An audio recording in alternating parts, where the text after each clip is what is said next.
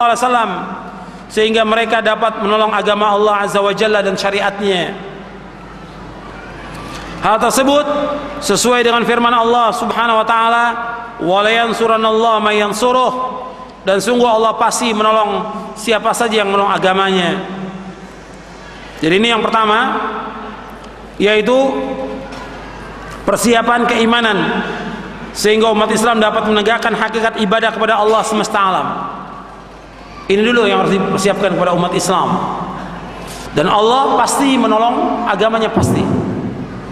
Ketika Syekh Al-Albani rahimahullah ditanya tentang masalah jihad juga, seperti Syekh Utsaimin,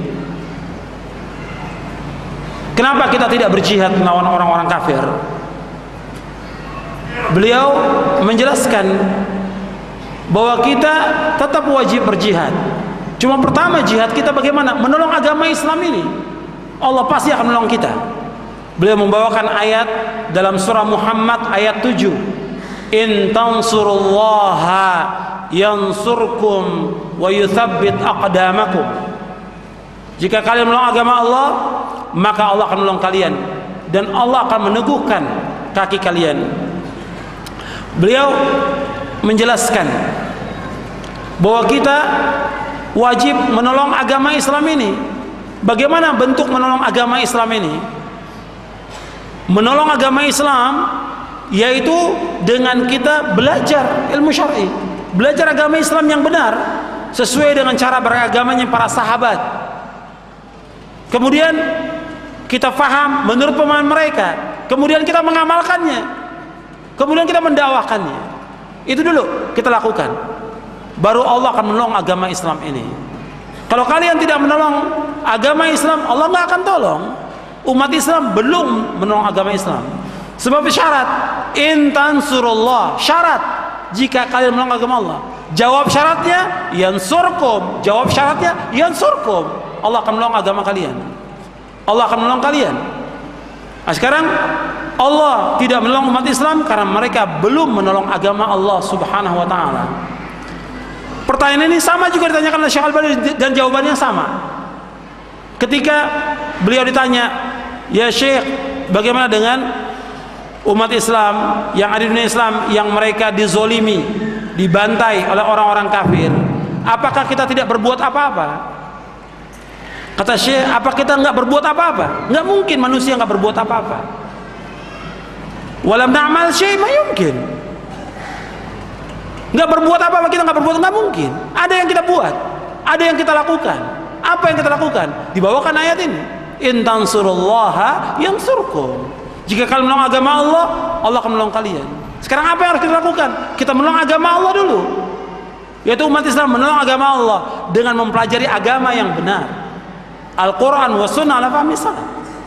Kemudian mereka mengamalkannya, wajib mereka mengamalkan. Kemudian mereka mendakwakannya. Kalau ini sudah mereka lakukan dan perlu kepada kesabaran, maka Allah akan tolong agama ini. Yansurkum wa yuthabbit aqdamakum. Jadi harus belajar dulu umat Islam ini mereka harus belajar tentang Islam. Dan orang-orang yang paham tentang agama ini sedikit sekali. Orang yang paham tentang agama ini sedikit sekali. Jadi ada orang mengatakan bahwa sekarang ini kan sudah waktunya, umat Islam sudah banyak. Betul, umat Islam sudah banyak. Tapi kata Rasulullah apa? Gutha'un ka gutha'is sayl. Gutha, mereka ini seperti buih di lautan, nggak punya kekuatan apa-apa. Sudah dicabut dalam hati mereka keberanian kepada musuh, diberikan kepada mereka rasa takut kepada musuh ini. Dan kenyataan seperti yang kita lihat umat Islam ini. Maka sekarang bagaimana supaya umat Islam yang banyak ini punya kekuatan? Ya sadarkan mereka dengan agama yang hak ini, ajarkan mereka. Nah kadang-kadang mereka tidak puas, akhirnya mereka cari orang atau tokoh yang menurut mereka, menurut hawa nafsunya cocok dengan mereka. Dicarilah oleh mereka pemikir-pemikir yang cocok fahamnya dengan mereka. Pemikir bukan ulama. Ya, pemikir bukan ulama. Yang datang kepada mereka bagaimana? Apakah jihad sekarang wajib? Wajib. Bagaimana kita perang? Perang memerangi penguasa yang ada, membunuh orang kafir yang aman, merusak. Ini tidak benar. Ini orang-orang yang seperti ini yang memberikan fatwa ini adalah orang-orang yang bodoh, ru'asa juhala.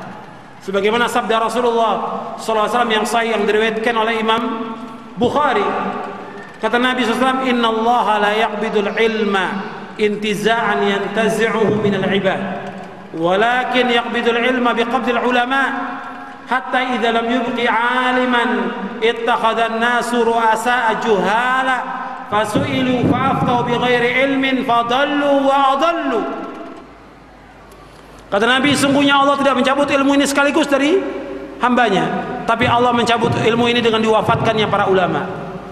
Sehingga apabila ulama ini sudah banyak yang meninggal, banyak yang wafat, diangkat pemimpin-pemimpin yang bodoh. Mereka ditanya tentang masalah agama, kemudian mereka menjawab, fa'aftau bi ghairi ilmin, mereka memberikan fatwa tanpa ilmu. Dalam riwayat yang lain di Sahih Bukhari juga, fa'aftau bi ra'yihim, mereka memberikan fatwa dengan ra'yunya. Fadallu wa adallu, mereka sesat dan menyesatkan kaum muslimin. Jadi yang sekarang ini yang kita lihat ruasa juhala, tapi mereka dianggap oleh kelompoknya dia sebagai pemimpin, sebagai ulama, padahal belum punya apa-apa. Dianggap ulama.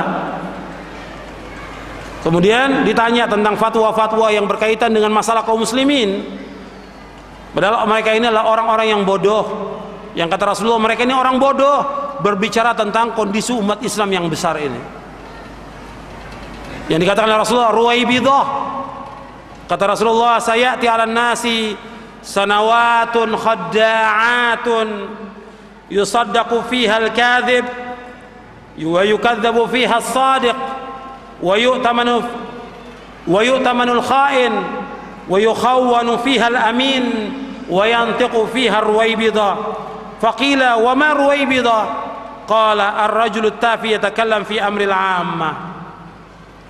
Kata Nabi, akan datang bagi umat manusia tahun-tahun yang penuh dengan tipu daya, sanawatun khadda'at yusaddaqu fiha al-kadhib, dibenarkan, dianggap jujur orang-orang yang dusta, para pembohong dianggap jujur. Wa yukadzabu fiha as-sadiq, didustakan atau dianggap dusta orang-orang yang jujur. Wa yu'tamanu fiha al-kha'in, dan dipercayakan orang-orang yang khianat, diberikan amanah, orang-orang yang khianat diberikan amanah. Wa yukhawwanu fiha al-amin, dan dikhianati orang-orang yang amin, yang terpercaya. Wa yantiqu fiha ruwaibidah, dan berbicara pada saat itu ruwaibidah.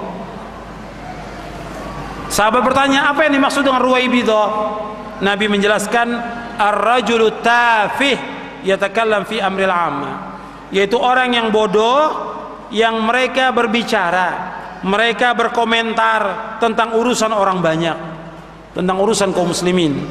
Hadis ini sahih li ghairi, diriwayatkan oleh Imam Ahmad, Ibnu Majah dan Hakim. Jadi ikhwani fi din, a'azakumullah, tentang masalah jihad yang syar'i ini kita kembali, ini harus kita kembalikan yang berkaitan dengan ini kepada ulama. Tanya kepada ulama Ahlus Sunnah, tanya pada mereka.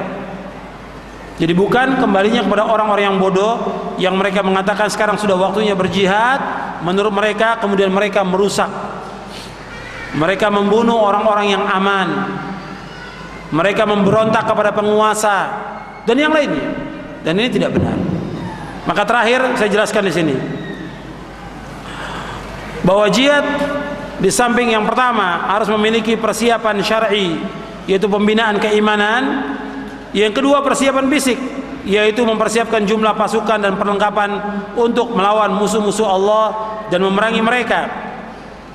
Allah Jalla Jalaluh berfirman, wa'iddu lahum mastata'tum min quwwatin wa min ribatil khayli turhibuna bihi aduwallahi wa aduwakum wa akharina min dunihim la ta'lamunahum Allahu ya'lamuhum wa ma tunfiqu min syai'in fi sabilillahi yuwaffa ilaikum wa antum la tudlamun. Dan persiapkanlah untuk menghadapi mereka kekuatan apa saja yang kamu sanggup dari kuda-kuda yang ditambatkan untuk berperang, yang dengan persiapan itu kamu menggetarkan musuh-musuh Allah dan musuh-musuh kamu dan orang-orang selain mereka yang kamu tidak mengetahuinya, sedangkan Allah mengetahuinya. Apa saja yang kamu nafkahkan di jalan Allah, niscaya akan dibalas dengan cukup kepadamu dan kamu tidak akan dianiaya. Jadi menghidupkan kewajiban jihad dengan segala ketentuan syariatnya adalah wajib dengan memenuhi syarat-syaratnya. Memberikan sifat kepada orang-orang yang menghidupkan jihad yang fardu, yang wajib menurut ketentuan syariat dengan kata-kata terorisme adalah kesalahan yang besar, fitnah, tuduhan yang tidak benar, dan kesalahan yang fatal serta kebodohan yang sangat. Jadi kalau orang menghidupkan jihad menurut syar'i dianggap teroris, ini tidak benar. Ini fitnah. Ini tuduhan-tuduhan yang mengada-ada.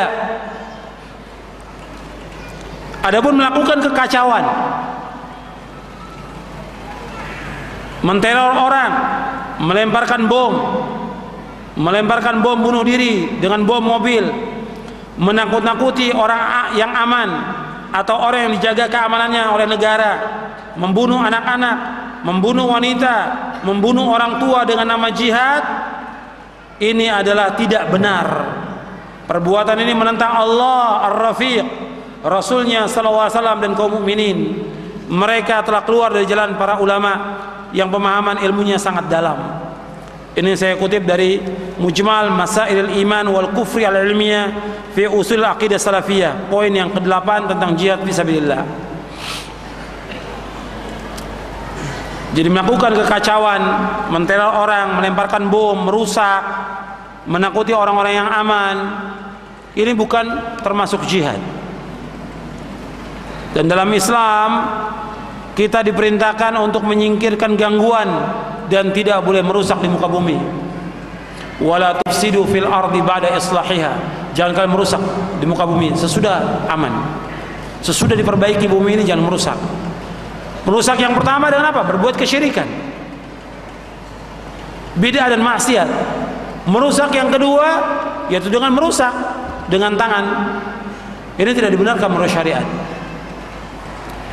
Kemudian dalam hadis Nabi sendiri ketika menyebutkan tentang tingkatan iman,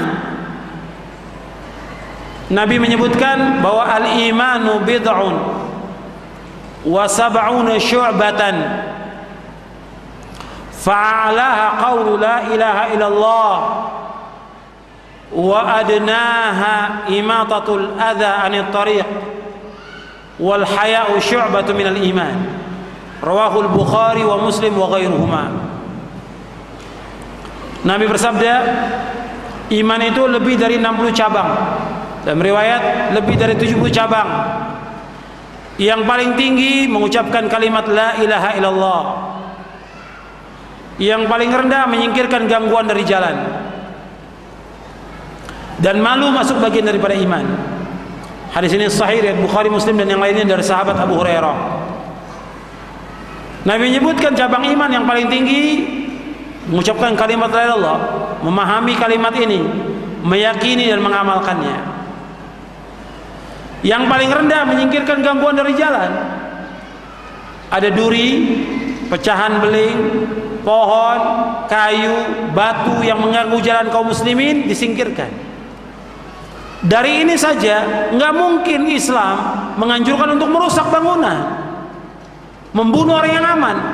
Batu saja atau kayu atau duri atau yang lain disuruh singkirkan. Nggak mungkin Islam kemudian menganjurkan untuk merusak, tidak mungkin. Antum paham dari hadis ini? Serendah-rendah